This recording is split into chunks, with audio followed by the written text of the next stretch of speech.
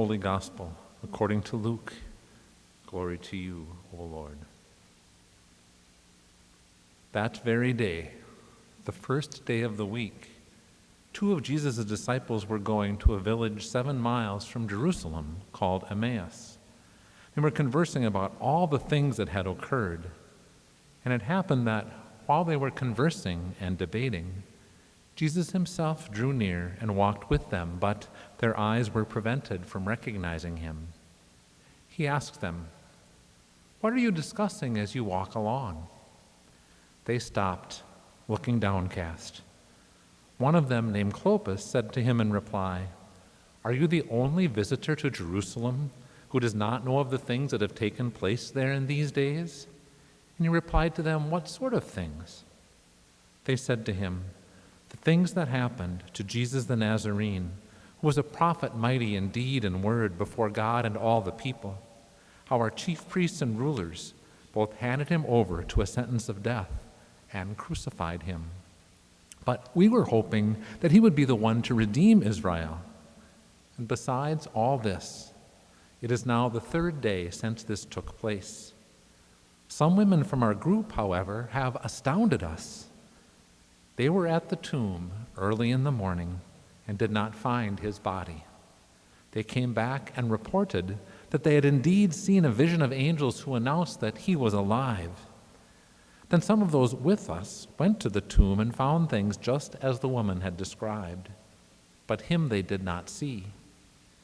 And he said to them, 'Oh, how foolish you are! How slow of heart to believe all that the prophets spoke!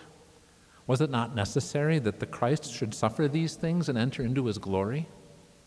Then beginning with Moses and all the prophets, he interpreted to them what referred to him in all the scriptures. As they approached the village to which they were going, he gave the impression that he was going on farther. But they urged him, 'Stay with us, for it is nearly evening, and the day is almost over.' So he went in to stay with them. And it happened that, while he was with them at table, he took bread, said the blessing, broke it, and gave it to them.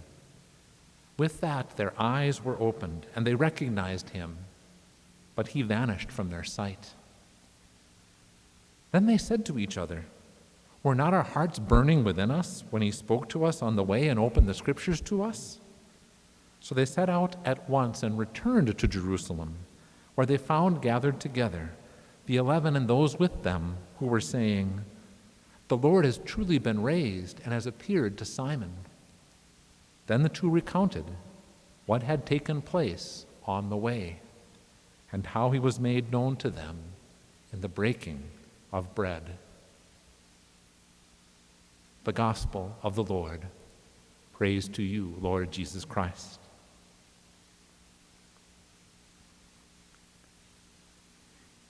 In the familiar song, the prayer of St. Francis, which begins, "Make me a channel of your peace," one of the lines says that is, "In giving of ourselves that we receive." And that's what happens today to Clopas and his friend. They're walking along from Jerusalem to the town of Emmaus, and this man catches up to them. It is Jesus, but they don't recognize him. And they kind of catch him up on the events that had been happening in Jerusalem. And as they reach their destination, with the day almost over, they invite this man, whom they do not recognize, who is Jesus, "Stay with us." Even though the man had called them foolish and slow of heart, but then had also for them interpreted all that referred to him in the scriptures to help them place what they had experienced into context.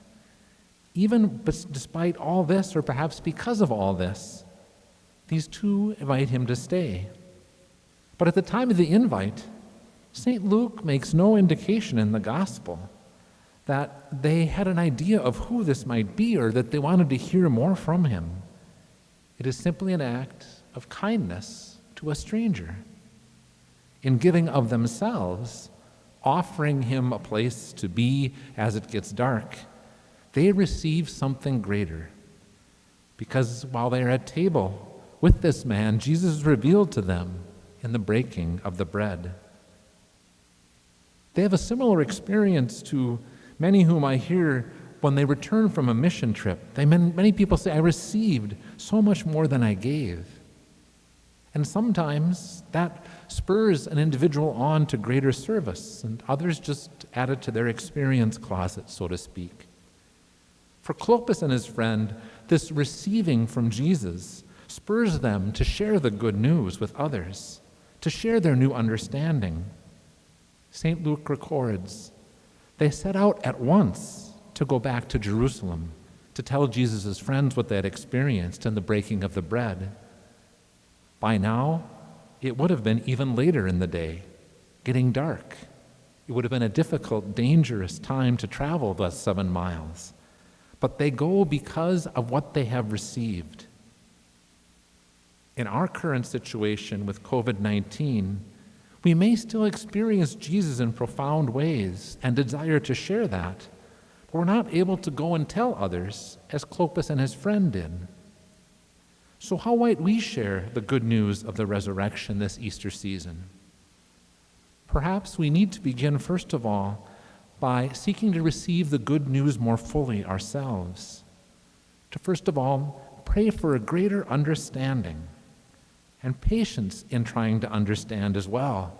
It took Clopas and his friend a while to understand, and they had Jesus as their teacher. He was the one who was explaining things to them. And so we need to ask God for patience to understand more deeply, what does the resurrection mean in this time when we cannot gather together to celebrate the Easter season? And I think a second thing that is important is to be honest with ourselves and with God, how difficult these times might be for us. Times of physical separations from those we normally spend time with, time of feelings, perhaps of fear. They're actually a form of trauma. And just as Clopas and his friend are honest with Jesus when they didn't know who he was, that they were hoping that this man would redeem Israel, but he was crucified. And yet they also have hope because they'd heard something, that he was alive. And just as Jesus walked with them, Jesus desires to walk with us now in our situation and strengthen our hope. And so perhaps we need to spend time this Easter season receiving that good news of the resurrection. And perhaps the best that we can give at this time is to redouble our efforts to pray for others, that they also may be strengthened in hope. That Jesus, who cannot be held in death, desires health and wholeness for ourselves and for them, and desires the world to know that Jesus is with us always.